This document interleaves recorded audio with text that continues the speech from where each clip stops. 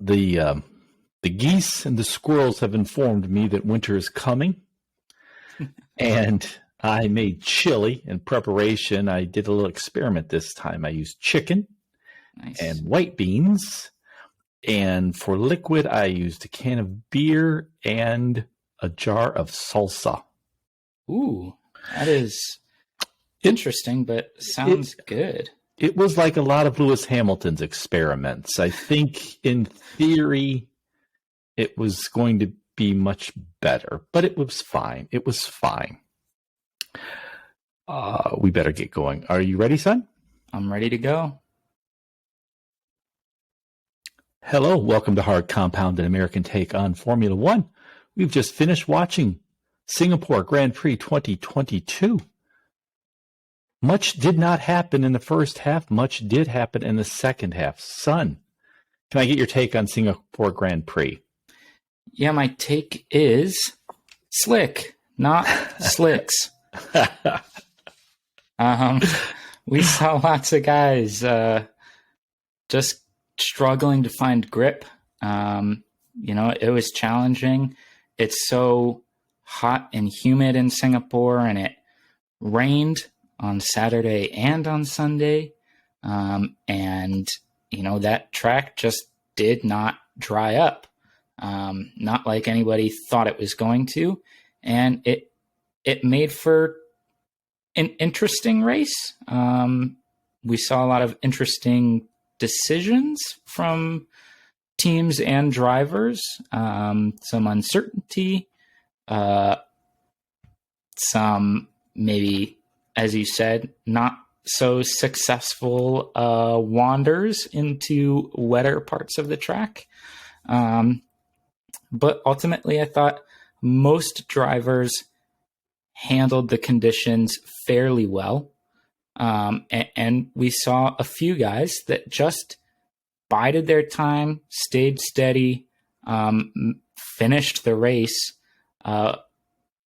ending up in much better positions than you would have thought they would to begin the weekend. Now, the winner was Sergio Perez.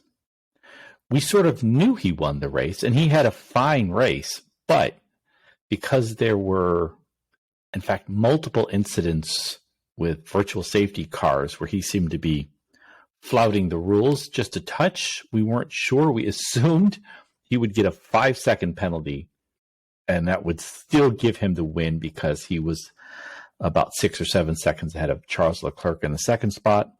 Why do you think it took so long for the stewards to officially award Sergio the win? And do you think that was correct? I don't know why it took them so long. I really, really hate when drivers are investigated after the race. It doesn't make much sense to me, especially on something where the rule is clear and it's obvious if it's broken or not. As this was, it was obvious that Perez broke the rule. He should be awarded a 5-second penalty. I guess awarded maybe isn't the proper word, but he should get a 5-second penalty. And he was ultimately correct decision, but there was no reason for it to happen after the race. We should have known that immediately. He broke the rule. He gets a 5-second penalty. There's no reason for this to happen, and it keeps happening, and I'm not sure why that happens. And in fact, I think it took more than an hour. I've now sort of lost track of the timing because it just sort of seemed he did win. He would get a 5-second penalty, which would keep the win. But I think the formal official announcement was even over an hour later, which shocked me. Now, one thing I've noticed is when the pressure is off Sergio is when he seems to perform the best. He performed this, I think, earlier in the year when Max was having issues. This weekend, Max had some qualifying issues and just a tough slog of a race. Ferrari were their sort of quiet selves. A quality race, but nothing ever too threatening. Um, do you think that's a fair assessment of Sergio Perez? He's at his best when the pressure is off. I think that is a fair assessment for him at Red Bull. I think when he was at Racing Point previously, or Aston Martin, previously Racing Point, previously Force India. He actually coped really well with pressure. For a while there, he was out of a seat in Formula One. And he raced his butt off in a Racing Point and got the call up from Christian Horner and Red Bull, and found himself in one of the best seats in F1. Throughout his career, I think he's done really well under pressure, but there's something about the second seat at Red Bull, especially when Verstappen is the golden boy. There have been very few drivers that have raced with Verstappen at Red Bull that have been able to last as long as Perez has. Not even 2 years. Yeah, so, I think that is one of the unsung qualities of Sergio Perez. One of the big stories of his time in F1, particularly here with Red Bull. Both those who love Max Verstappen and those who seem to hate him for whatever inexplicable reasons, will refer to him as the golden boy, the chosen one, as if they've cleared a path for him. When in fact, Max is a shark and he clears his own path and he sort of devours everything in his way and pretty much has chased off every driver who has been his teammate. And these have been some top shelf drivers. Sergio's battling for number 2 in this year's driver standings. This is his second year with Red Bull with Max Verstappen. And so that point I think you make it is a valid one. And maybe we should, really sort of talk it up that there may not be another driver out there who can hang with Max Verstappen week after week, especially in the same paddock. Yeah, absolutely. I mean, you think of the teammates he's had, not at Red Bull, Gasly, but Sainz, Gasly, Ricciardo, Albon, right? These are top tier drivers, guys that we regularly think of as standout guys on their respective teams or throughout their careers, and they couldn't handle it when Verstappen was their teammate, or, that's the outside perspective, right? They all sort of either left the team or found themselves out of F1. So I think Sergio has done a pretty good job for himself there at Red Bull. Yeah, there's not many people who can hang with Max. I noted that even when Hamilton, I think, was in 8th or 9th, and Max, was right behind him. Even though neither were fighting for podium, certainly not a win, that was a battle we all wanted to see. We knew those were two great drivers. What about McLaren? They have been pretty much forgotten this year. The only really interesting story out of McLaren this year has been the treatment of Daniel Ricciardo. He's fared so poorly up until this point, shockingly so, that they ditched him mid-season. They announced they were going to replace him next year. And just the car itself has just not been very good. And look, Singapore in the wet, they finished 4th and 5th. What do you think of that? Yeah, I think that's impressive.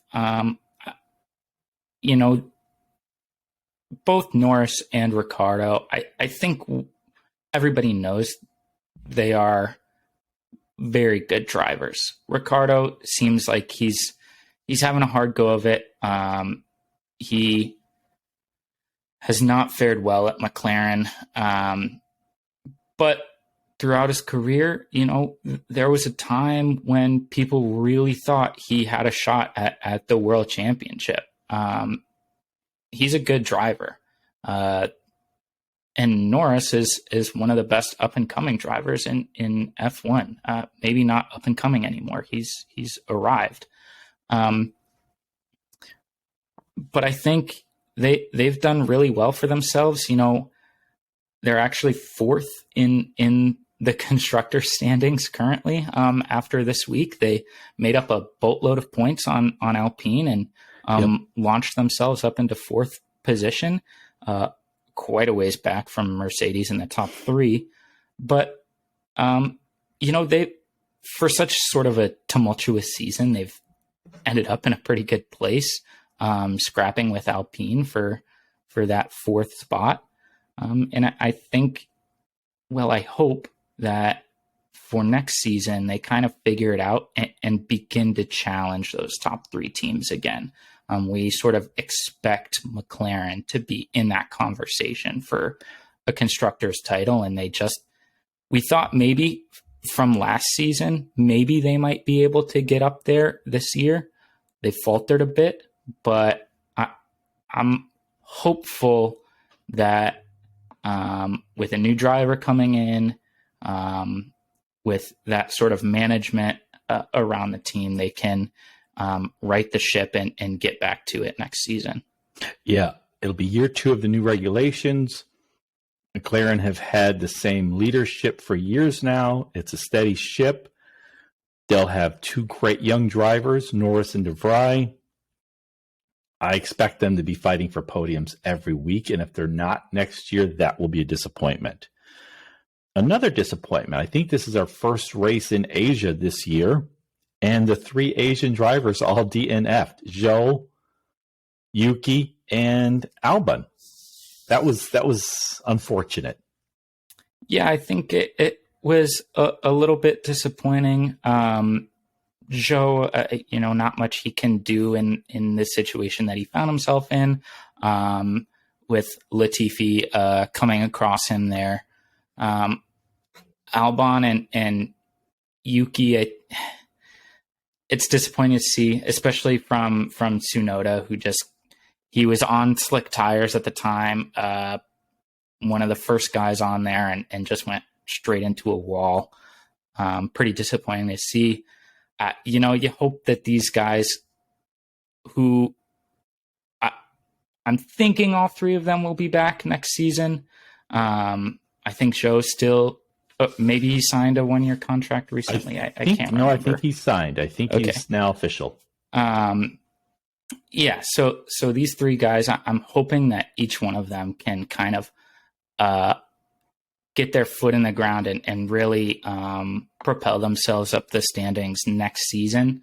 Albon in a struggling Williams has found himself in great positions at points during this season, but has really struggled on other tracks. I think Yuki he's still got that kind of young, inexperienced sort of vibe about him where he looks like he's doing so well and then totally screws up something and smashes into a wall, and sort of ruins his race or ruins his weekend. I think next year is sort of the last straw. He gets one more chance and that's it. And as for Zhou, I think he's had an acceptable season. That Alfa Romeo team hasn't looked particularly good. But he's seemed steady for the most part. And I think next season, especially if Alfa brings a decent car, he'll be pretty good. This was possibly the most difficult race of the season for me to pick my top 5. So why don't you start? I want to hear what you have to say. Yeah, I kind of agree with you. It was challenging to pick a top 5. I think there were lots of guys that made some critical errors, and a lot of guys that maybe didn't do a whole lot except stay on the track. But I think He won driver of the day, and I think he was deserving. Sergio Perez. I think he would be my top driver. Won the race, led basically from start to finish, took that first position at the first turn of the race, starting from second. Just seemed to get away better than Leclerc, and held it throughout the race. Did everything perfectly, aside from that weird safety car issue. Yeah, I have Perez also. He solid qualifying, top shelf race. I couldn't think of anyone who did a better job this weekend or today than Sergio Perez, so I also have him as my number one. Yeah, for sure. And then I have, we mentioned McLaren a little bit earlier. I have Lando Norris. He just seems to find himself up there week in and week out. Puts in really solid performances in what has seemed to be a middling McLaren car this season. And he's consistently up there. I wouldn't say he's fighting with sort of those top six guys, but he's in the mix, or just right outside of those top cars. So once again, this week he did great. Yeah, I have Norris, funny enough, as my number two driver. And I looked with today's race, he now has 100 points, which is, I can't explain to you why the McLaren car is so bad, but it is so bad. And yet he has 100 points. He's just behind Lewis Hamilton and more than 3 times as many points as his teammate Daniel Ricciardo, who, by the way, I have as my number 3 driver. So I have Perez, Norris, and Ricciardo. What about you? Who do you have for 3? Nice. I have Vettel as my number 3. I thought he did really well. Actually, his teammate Lance Stroll did really well as also. But Vettel, I felt, was under more pressure throughout the race. I think he had a really solid qualifying, great race. Ended up getting a good haul of points for that Aston team that he and his teammate scored great points this weekend and propelled them up that constructor standings, which they desperately needed.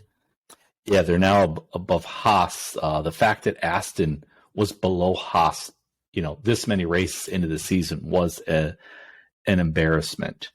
So you have Perez, Norris, Vettel. Who do you have for 4th and 5th?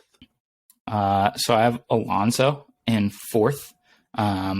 He had an outstanding qualifying and a great race, which was unfortunately cut short due to an Alpine engine failure. Yet again. Again, yeah. And his teammate, same issue. Well, maybe not exactly the same issue, but an engine reliability issue nonetheless. But as he was going, when he was driving, Alonso was great. I felt like he was the best driver on track to that point. And unfortunately his race was cut short, which was really disappointing to see. And I think very disappointing on the Alpine pit wall, as they lost quite a few points to McLaren and dropped down into that 5th constructor's position. Yeah, an awful race for them all around. And then in 5th, I have Pierre Gasly. Wow. Awful AlphaTauri car this season. Pierre Gasly has had a handful, but I think he proved himself really well in this race. He was way down on power, but hung around, did everything right, and scored a point for his team. Yep. Nice. I have in 4th place Charles Leclerc. Quiet weekend. It seems to me that when the pressure is off, that is when Charles is the best. That is when Ferrari is at their best, and the pressure was off. I think, though he did not win his 2nd title this race, everyone assumes Verstappen will win it, just as everyone now assumes Red Bull will win the Constructors this year. The pressure is fully off Ferrari, fully off Charles Leclerc, and that seems to be when they shine. And in my 5th spot, I have Alonso for all the same reasons you mentioned.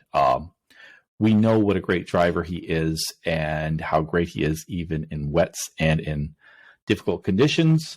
It was a fun race to watch up until his power died. So you have Perez, Norris, Vettel, Alonso, and Gasly.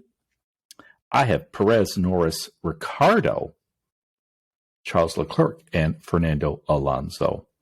Speaking of Alonso, this was his 350th race. He now has the record for most laps, the longest career, most distance, and probably the worst cars in the history of F1. When you think of 350 races, how few quality cars he's had, it's just a shame.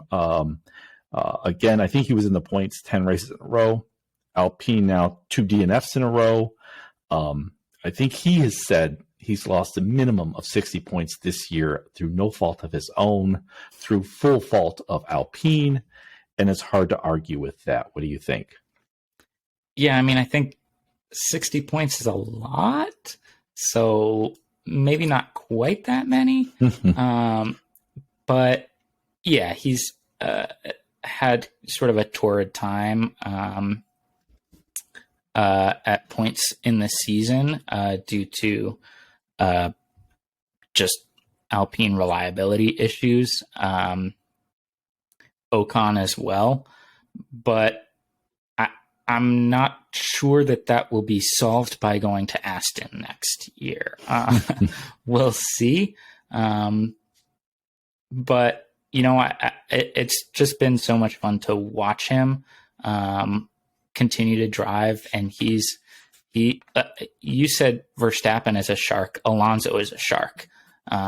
He doesn't quit. He doesn't give up. He makes it as hard on everybody else on track as he possibly can, no matter what the circumstances are, what car he's in. He is my favorite driver, which I think is easy to tell for everybody listening. But, you know, he's just so much fun to watch. And, you know, I hope that most people listening will watch some of his onboards, will maybe even go back and watch some of his races in his earlier Renault days when he won his championships. You know, he's been just so cool throughout his entire career. It's great to see him in F1 again. And, you know, maybe if Aston gets it together next season, he could go on a tear. But he might. He could even fight for podiums. He has the talent. He just does not have the car. Speaking of difficult circumstances and watching, the race was delayed a bit because of the rain, because of the conditions on the track. But a lot of people say, you know, this is Formula One, the best drivers in the world, the best cars in the world. They have wet tires designed to run on wet tracks. Do you think those complaints are legitimate? I will start by saying I do not. It's sometimes fun to see F1 cars on a tear in the driving rain when you're wondering how they can even see. But I think that gets old after about 60 seconds. I think that that could be a legitimate complaint from people, not in Singapore. This is, I mean, I have to say the Singapore track reminds me of the Belle Isle IndyCar track. In Detroit? Yes. It's concrete walls on both sides. It's a tight track. It's very slippery. The water obviously doesn't clear away very well. We saw that during qualifying. We saw that during the race. That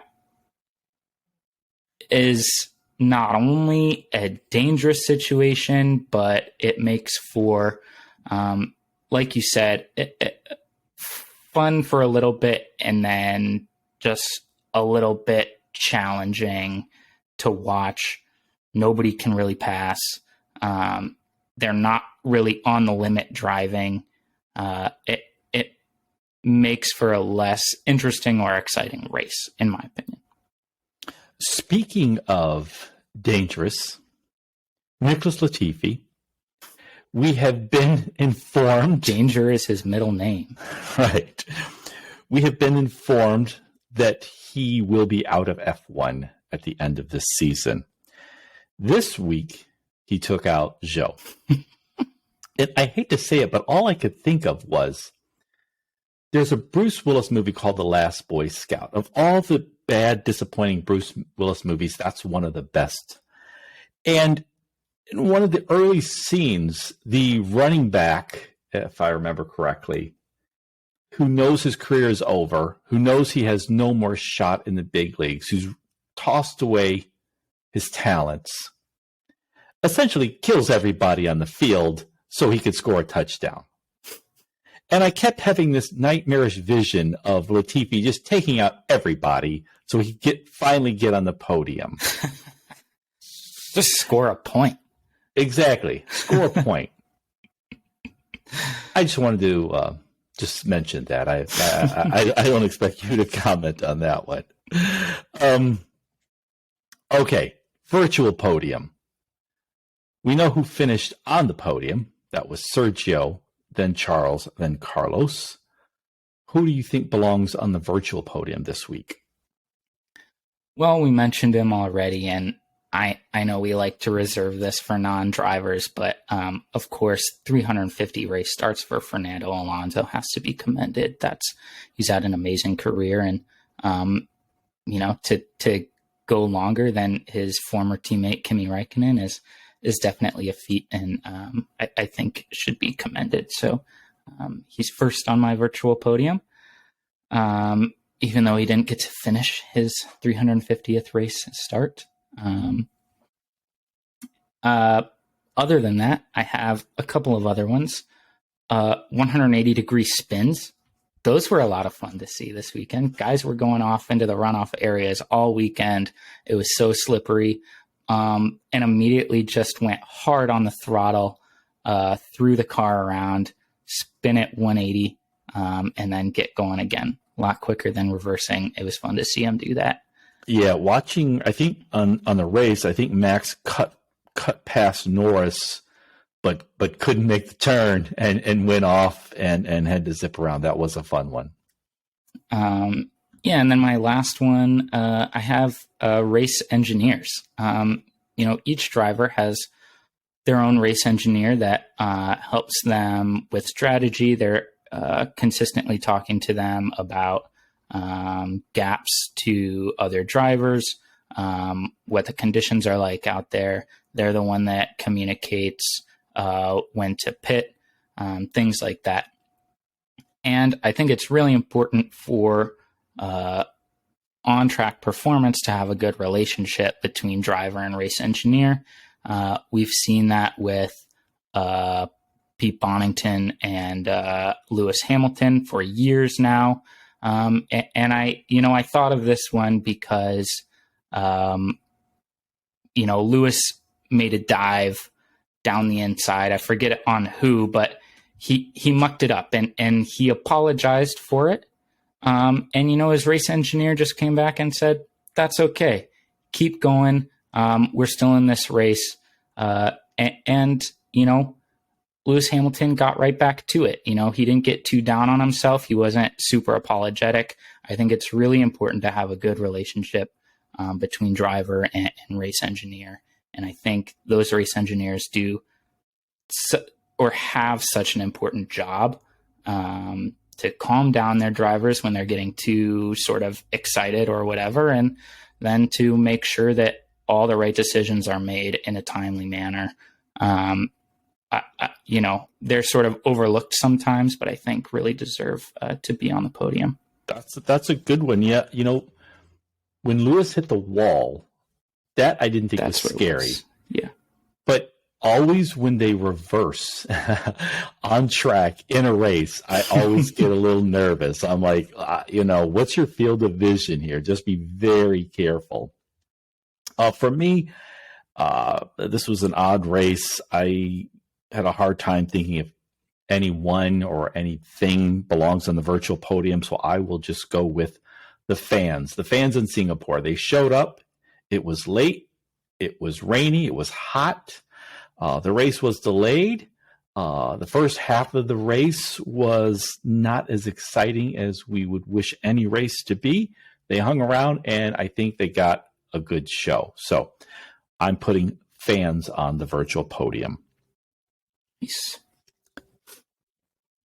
Okay, switching to the soft compound. In the multi-week break, FIA announced the 2023 Formula One schedule. There will be 24 races, 10 in Europe, 4 in the Middle East, but only 3 in America. Do you think that is fair? Is that just? Is that right? Any thoughts on that, Patrick? I think that I think 3 is an okay number. Then we also have, a couple more in North America itself. So Mexico and Canada, which is always good to see. Bringing that total up to 5. And I think overall, all of these races, I think, are going to be a lot of fun. They're going to be exciting. I am aware that a lot of people are not happy about this schedule. And I think that a lot of it has to do with the timing of certain events, because all of the races in North America are not happening sort of consecutively. There's, Miami early in the season, and then we go back to Europe or the Middle East. I don't remember exactly. And then later on, come back to Austin, and then go back to Europe, and then come back to Vegas later in the season, which is kind of ridiculous. And I think that's where a lot of the hate is coming from, and not necessarily the fact that there are more races in the States than there used to be. I think there's also some unpleasantness over the price of tickets. And I certainly understand that, especially for long-term fans. But, when you look at the growing global popularity of Formula One, when you look at the corporatization of Formula One, which has its upsides, that means that every race, the sponsors will get the best seats, the corporate suites will have, the second best. Prices are going to be expensive. This is going to be like, going to the Rolling Stones farewell tour at every race. Just showing up with your son, maybe getting a grandstand seat like you could with an Indy race still for $50, that is unlikely to return. Another interesting thing I thought about the 2023 schedule is not just the 4 in the Middle East, the 4 races in the Middle East, but that they've also moved the testing. It's no longer in Barcelona. That will be in Bahrain. I've not heard anyone really speak to that. I always love the testing in Barcelona, so I will miss that. But that struck me as an oddity more than the fact that there's going to be 24 races, which is a lot of races to be, when you consider they're going around the globe, as you say. Yeah, I agree. I think 24 races maybe is the max that there should be. That is quite a few races. That's a big strain on all these teams. I mean, transporting everything that they need is, a big task. And then just getting, 100 people all across the world every week is a lot for 24 races. That's pretty crazy to think about. Okay, this segment, Ask the Stewards. We talked about Fernando Alonso surpassing Kimi Räikkönen's record, 350 races. Kimi Räikkönen is still racing. He's done some NASCAR races this year and some other events. Fernando's still racing. Lewis Hamilton, I believe, has signed to stay with Mercedes through 2024. I had a brilliant idea. A seniors tour. Now, I don't watch golf, but I know there is a very popular golf seniors tour. And I just think, wouldn't that be great if on race day, say the first race before the official Formula One, we had like a seniors tour race. So let's say it's 2025, we get to see Alonso, Kimi, Lewis Hamilton, maybe Vettel comes back. We get some other drivers, like some great Indy drivers like Will Power, Scott Dixon. Maybe we get Felipe Massa back. Pablo. Juan Pablo even. Maybe set an age limit. Have to be at least 35. Have to have, a certain number of races in. 35. Seniors Tour, F1 Seniors Tour. I think this could work, Patrick. I think that is a brilliant idea. I think it would be hilarious if they did them in little go-karts. I think that would be a lot of fun. I don't think most of those drivers would want to do that. They are too competitive and to race on some meaningless seniors tour. They if they're going to drive, I think they would want to do it in, the big time, the real showcase F1 race or what have you. Probably, like Nico Rosberg living the good life in Monaco. I think the combination of the competitiveness, so wanting to always be in the very best car, have the spotlight on you, and the fact that they have made so many millions may make this unworkable. But I love the idea, and I am going to continue to push for it. Across the line, that is the segment where we make our predictions for the next race, which will be in Japan. We predict who we think will be in the top 5. If we get a driver correct, that's 1 point. If we get them correct in the exact spot, that's 3 points. We tally up the scores after each race. And Patrick, what are the scores to date? Well, let's see. So I had a good weekend, scoring 7 points to your 1. Ouch. That said, you are sitting on 69 points to my 63 on the season. Okay, well, with 5 races left, that's still anyone's title. Okay, well, let's make our choices for Japan Grand Prix. Sounds who goes good. first? I get first pick this week. Okay. So I think, tough race this weekend. But I'm thinking he'll probably lock up the title next weekend. I'll take Max Verstappen. Nice. That's an easy pick, though. I'll give you that one. I am going to go with no pressure once again, Charles Leclerc. Nice. And make it a 1-2 Ferrari, Carlos Sainz. Wow. Good for Ferrari. Right. There's like, in American football, you sort of had the garbage time where a team that has no hope, it's near the end of the game, they'll score a touchdown or two. Yeah. Ferrari should be doing much better this season. They had possibly the best car and 2 top drivers, and they found a way to not achieve what they could have achieved. Okay, your numbers 2 and 3. I think he pushed it a little too much this week, but he had such great pace. I'm going to take Lewis Hamilton P2. Okay. Yeah, he fought. He hit the wall once. Then I think he tried to lunge past Vettel late in the race. It did not work. Verstappen was able to get past him, but there's definitely no quitting Lewis Hamilton. Okay, you've got Max 1, Lewis Hamilton 2. What about P3? That's a tough one, but I think I'll go with the other Red Bull and I'll take Perez. Ouch. Nice. Well, he had a win. Let's see if he can get on the podium 2 races in a row.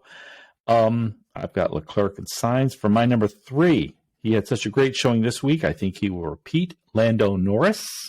Nice. And for my number 4, he's had such a terrible last few races through no fault of his own. Fernando Alonso.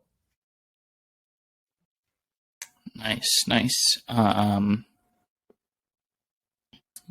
as well, since he's still on the board, I will take George Russell, P4. And P5, let's see.